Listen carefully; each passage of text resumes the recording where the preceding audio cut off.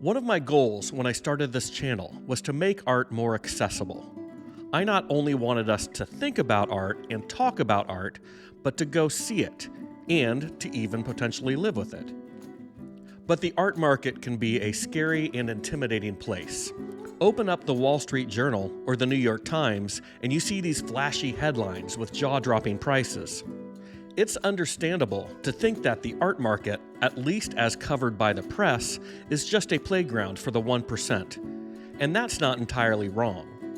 But if you're going to buy art that you live with and hang on your walls, there's a few things you need to understand.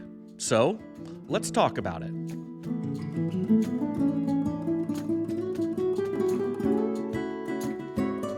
Art lovers, welcome back to the channel. My name is Christopher West, and this is the place where we talk about all things modern and contemporary art and design. So please, everyone put on your Ed Ruscha hat, and let's talk about my guilty pleasure, the art market.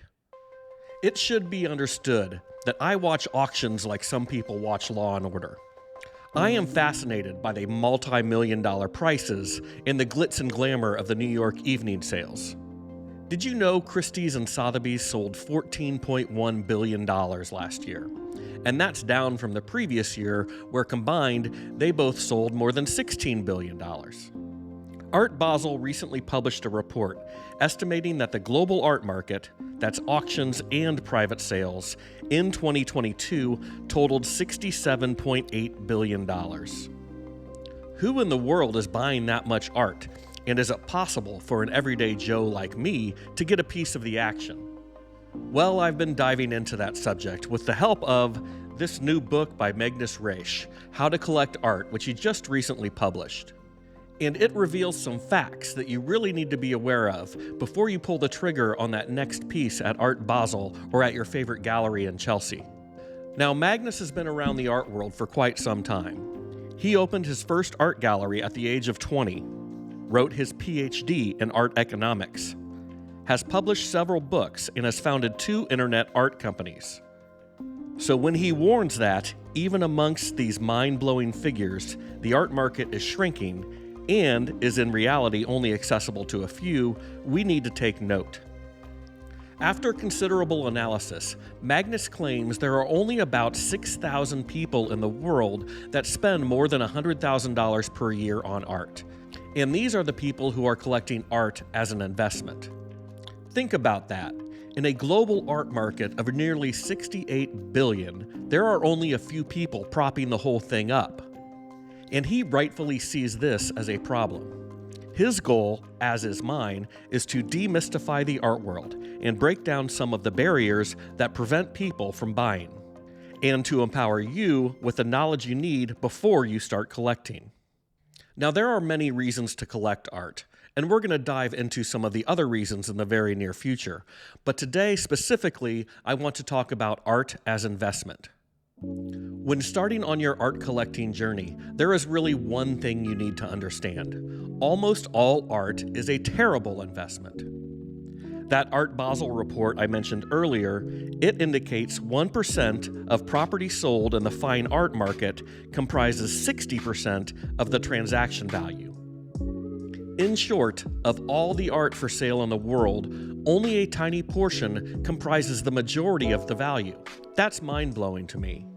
And when you start to dive into the data, or even look at some anecdotal evidence, you realize this must be true. Take Sotheby's, for example. Their biggest art auctions of the year take place in New York every spring and fall. And the most important auctions every cycle are the evening sales. In November, they sold the collection of Emily Fisher Landau. She was a famous art collector who passed away in 2023. You may have read that her Picasso sold for nearly $140 million. Or that her Jasper Johns flag sold for over $40 million. These are the headline makers, but they only tell part of the story. In that one evening sale of the Fisher Landau collection, they sold 31 pieces of art for a staggering total of more than $406 million. The next day was a lesser sale of 82 more works from the same collection, and this total was a mere $18 million. And these cheaper objects weren't by artists that have been lost to art history. They were by the likes of Agnes Martin, Cy Twombly, and Andy Warhol. Arguably, all artists we would love to have in our own collections. Then there was a third sale from the Fisher-Landau collection. This was an online-only auction that included 173 objects and didn't even total $2 million. Works in this sale were by artists like Robert Mapplethorpe, Eric Fiskell, and Louise Nevelson, all names familiar to any of us who regularly visit museums. So if we combine these three sales, the top 31 pieces in that first evening auction, around 10% of the total pieces offered, made up more than 95% of the value. Crazy, but we can take that a step further. When we look at the top lots at not only Sotheby's, but Christie's and Phillips as well, we realize that basically 20 artists like Warhol, Koons, Bacon, make up around 50% of the total annual auction revenue. 20 artists, 50% of the auction market. Basically, the entire market is tailored to a tiny group of artists and art collectors.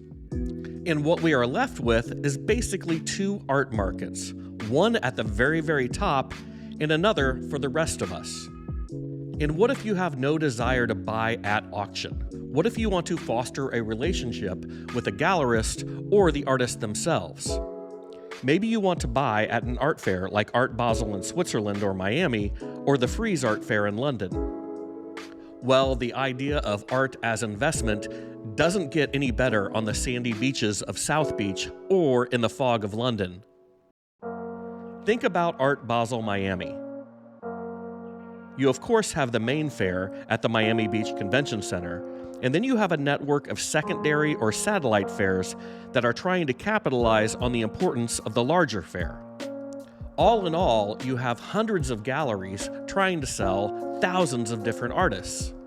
For all of these artists, all of these artworks, the top 1% are only being shown at the most important galleries. You need to understand that not even here are you buying art for an investment, as 99% of the art on view has no liquidity. Let's take a look again at those day sales the auction houses hold throughout the year, the ones that don't get the headlines. These are the sales where, by volume, the auction houses do most of their business and sell thousands of artworks. But as you scroll through these auctions at the big auction houses and even the second and third tier auction houses across the country and around the world, you start to notice something else. They are all just basically selling the same artist. And it's only a few hundred of these artists that really grab people's attention.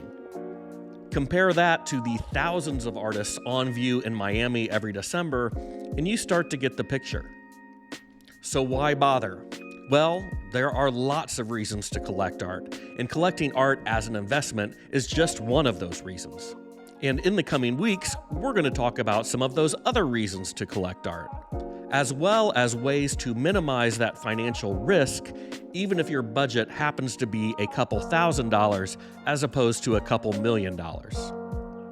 Art collecting is fun and addicting. So next time you're at that art fair or gallery, I want you armed with all the knowledge possible. So if you're thinking about finally pulling that trigger, you have a complete understanding of what you're getting into. I'll put a link to Magnus's book down in the description below. I have no affiliate links and won't make any money off of it, but please go support him. We'll likely be touching on some other topics in the book in the future, but the whole thing is really an interesting read, and it gets the 2 art thumbs up from me.